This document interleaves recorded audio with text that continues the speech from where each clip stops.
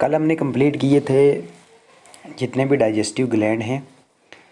तो last time हमने discuss किया था इंटेस्टाइनल ग्लैंड के बारे में। तो इंटेस्टाइनल ग्लैंड आपको पता ही है कि उसके पास होते हैं दो तरह के सेल होते हैं, दो तरह के ग्लैंड होते हैं, crypts of Lieberkuhn and Brunner gland, जो क्या करते हैं सेक्रेट करते हैं डिफरेंट डिफरेंट एंजाइम और डिफरेंट उनकी क्या होती है जो फूड की होती है डाइजेशन होती है।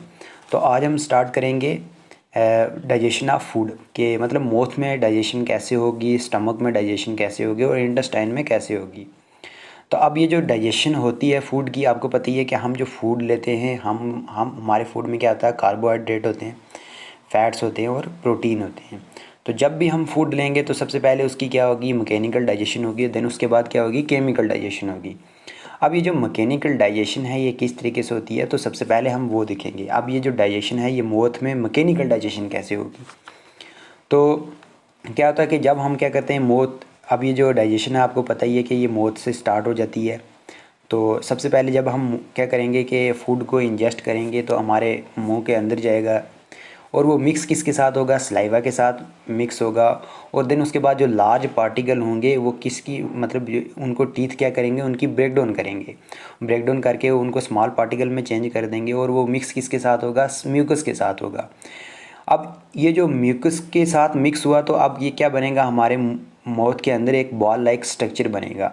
मतलब क्या बनेगा, एक बॉल लाइक स्ट्रक्चर बोलेगा जिसको बनेगा, जिसको हम क्या बोलेंगे, बोलस बोलेंगे। अब अपनी लैंग्वेज में हम जिसको ग्रा बोलते हैं, तो आपको पता ही है कि एक राउंडेड बॉल लाइक स्ट्रक्चर होता है, तो वो हमारे मुंह के अंदर बन जाता है, जो लुब्रिकेट भी होता है। और अब यही जो म्यूकस है ये लुब्रिकेटिंग में भी हेल्प करेगा और एडहर्निंग में भी क्या करेगा, हेल्प करेगा। अब एडहर्निंग जो होगी ये किसकी होगी, फूड पार्टिकल की होगी, और उसी की वजह से जो राउंडेड मास्क लाइक स्ट्रक्चर बनता है जिसको हम बोलस बोलते हैं, तो वो यही बनेगा। अब हमारे पास क्या होते हैं कि हमारे पास मस्कुलर टंग होती है। अब ऊपर वाली जो हमारा जो ऊपर वाला जाज होता है, तो उसके बाद जो हार्ड प्लेट पीछे की तरफ होती हैं वो क्या करती हैं, उस बोलस को पीछे की तरफ क्या करती हैं, प्रोपेल करती हैं, पीछे की तरफ धकेलती हैं। तो हम इस प्रोसेस को क्या कहेंगे, स्वेलिंग कहेंगे, स्वेलिंग कहेंगे, या इसको हम करेंगे डीग्लूटिशन कहेंगे, डीग्लूटिशन। इस प्रोसेस को हम क्या करेंगे, डीग्लूटिशन करेंगे। तो हम ये कह सकते हैं कि फर्स्टली जो ये मैकेनिकल डाइजेशन का प्रोसेस स्टार्ट होता है, इसको हम क्या बोलते हैं, वॉलेंट्री एक्शन होता है। अब ये वॉलेंट्री एक्शन किस किस का होता है, ओरल कैविटी का होता है, टंग का होता है। जो क्या करते हैं कि जो बोलस होता है, जो राउंडेड मास्क लाइक स्ट्रक्चर जो फूड पार्टिकल का होता है, उसको क्या करते हैं, पीछे ईसोफेगस की तरफ क्या करते हैं कि उसको क्या करते हैं, प्रोपेल करते हैं।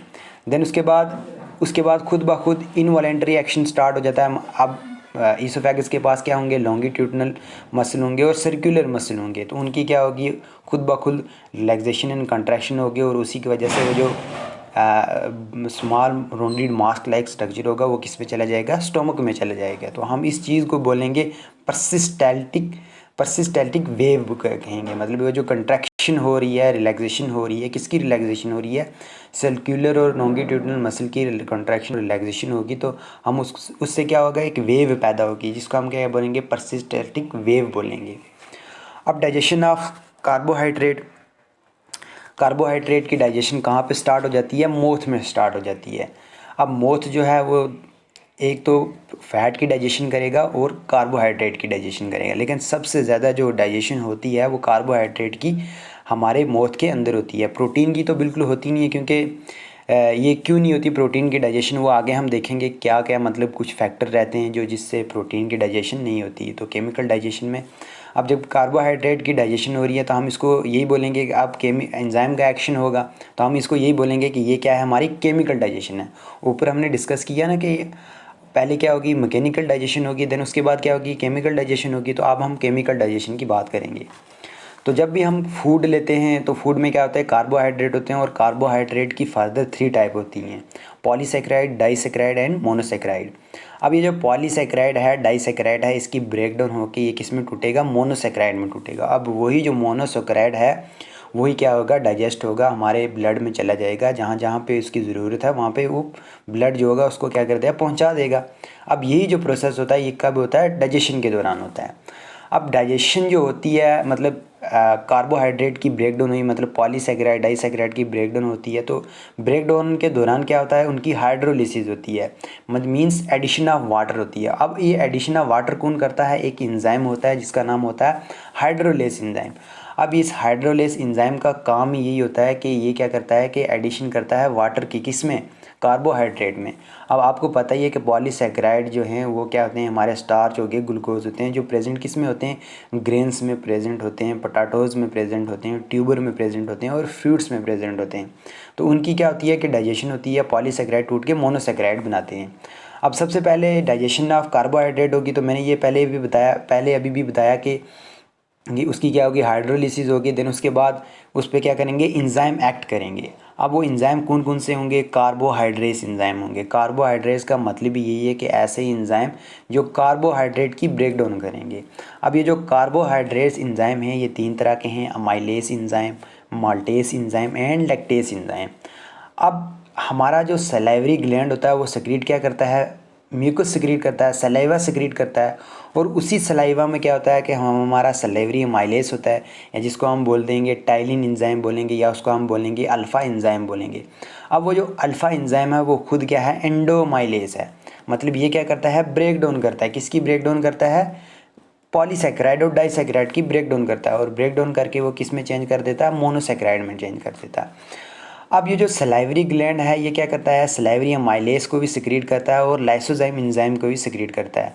सलाइवरी अमाइलेस का काम यही है कि किसकी डाइजेशन करना, कार्बोहाइड्रेट की डाइजेशन करना।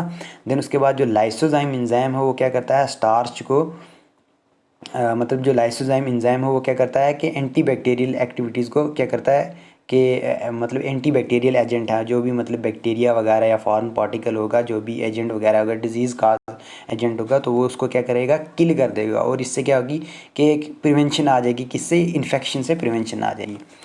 अब ये जो सलाइवरी अमाइलेस है ये क्या करेगा, इसकी मतलब क्या होगी कि सबसे पहले एक्टिवेशन होगी। अब वो जो एक्टिवेशन होगी वो किसके ज़रिए होगी, क्लोराइड आयन के थ्रू होगी। क्लोराइड आयन इसको एक्टिवेट करेगा, लेकिन इसके लिए कुछ कंडीशन चाहिए, कुछ पीएच चाहिए, वैल्यू चाहिए।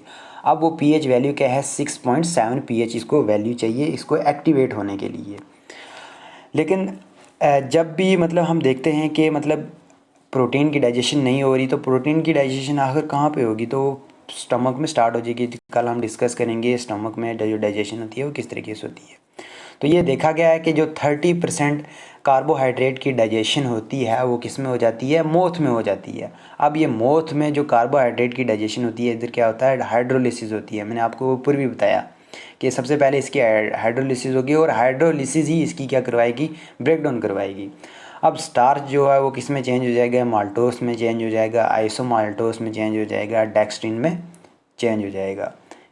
तो उसके बाद जो लाइसोजाइम एंजाइम है उसका काम यही है कि वो क्या करेगा, एंटीबैक्टीरियल एजेंट एक्ट करेगा और इन्फेक्शन को क्या करेगा, प्रिवेंट करेगा। अब प्रोटीन की डाइजेशन मोथ में नहीं होगी तो फैट की डाइजेशन थोड़ी सी होगी, इतनी ज़्यादा नहीं होगी जितनी मतलब आप देख रहे हैं कि 30%। आपने देखा कि इस 30% जो डाइजेशन होती है कार्बोहाइड्रेट की वो मोथ में ही हो जाती है। लेकिन जब हम लिपिड्स की बात करेंगे तो लिपिड्स का कुछ केस ही अलग है। अब लिपिड्स के केस में क्या है कि सबसे पहले आपको पता होना चाहिए कि लिपिड्स होते क्या हैं। तो हमारी डाइट में मतलब अबंडेंट ये डाइट जो मतलब हम जो भी डाइट लेते हैं तो उनमें ये क्या होते हैं, अबंडेंट होते हैं। तो इनमें क्या होते हैं कि ट्राइग्लिसराइड होते हैं या ट्राई एसिटाइल ग्लिसरोल जिसको बोलते हैं। तो ये जो लिपिड होते हैं ये किससे बने हुए होते हैं, ग्लिसरॉल मॉलिक्यूल से बने होते हैं और फैटी एसिड से बने हुए होते हैं। अब आपको पता ही है कि कुछ फ़ैट जो होते हैं वो सैचुरेटेड होते हैं और अनसैचुरेटेड होते हैं। अब सैचुरेटेड फ़ैट कौन से होंगे और अनसैचुरेटेड फ़ैट कौन से होंगे।